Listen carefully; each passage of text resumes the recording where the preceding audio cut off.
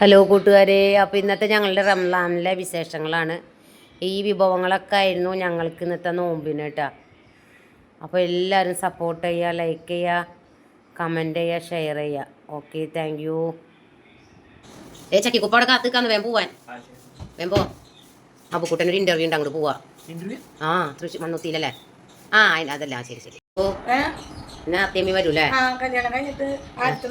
അതെ, ആരൊക്കെ വരാ? അതെ, എന്തിട്ടൊക്കെ നമ്മൾ ഉണ്ടാക്കണേ?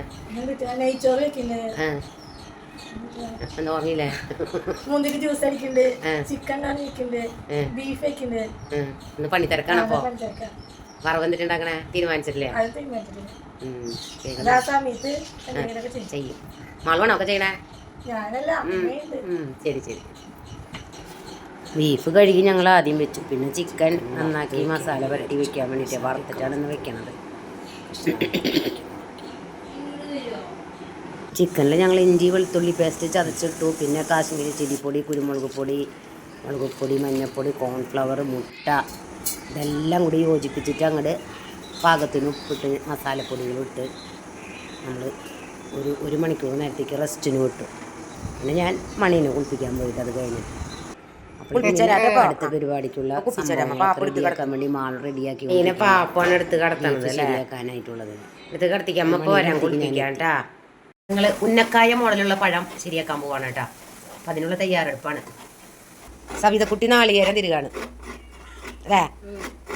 ബീഫ് കറി റെഡി, ഇതിനുള്ള സംഭവങ്ങൾ റെഡിയാക്കിക്കൊണ്ടിരിക്കുക ഞങ്ങൾ. മാളുവിൻ്റെ പ്രിപ്പറേഷനാണ്, സ്പെഷ്യൽ ചിക്കനാണ്. ക്യാഷൊക്കെ ഇട്ട് സബോള ഫ്രൈ ഒക്കെ ചെയ്താണ് എൻ്റെ മാൾക്കുട്ടിനെ വയ്ക്കാൻ പോകുന്നത്. ഓക്കെ, അത് ശരിയാക്കാനായിട്ട് അണ്ടിപ്പരിപ്പും മുന്തിരിയും പിന്നെ പീനട്സ് ഉണ്ട്, നമ്മുടെ നാളികേരം,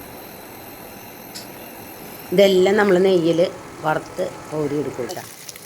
പിന്നെ അതിൽ 3 മുട്ട നമ്മൾ പൊട്ടിച്ച് വെച്ച് അതിങ്ങനെ മുട്ട കൊത്തി പൊരിച്ചെടുക്കണ പോലെ എടുക്കും.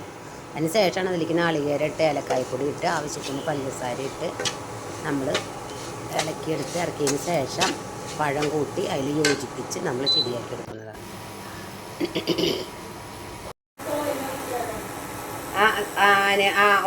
അതിലത്തെ ഓയിൽ തന്നെ എടുത്തോ മോൻ.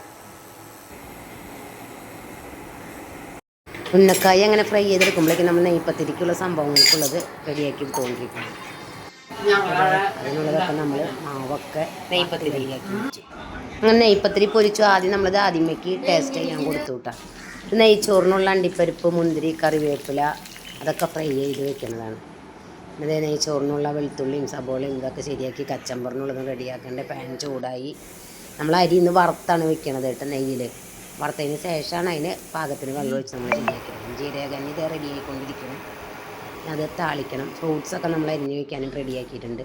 നെയ്ച്ചോറ് സെറ്റായി. ഇനി ഇതേ തരിക്കഞ്ഞി മാത്രം ഞങ്ങൾ സോറമ്മേനെ ഏൽപ്പിച്ചു. സോറമ്മ തരിക്കഞ്ഞി കൊണ്ട് വന്നിട്ടുണ്ട്. ഓക്കെ, അപ്പോൾ ബൈ.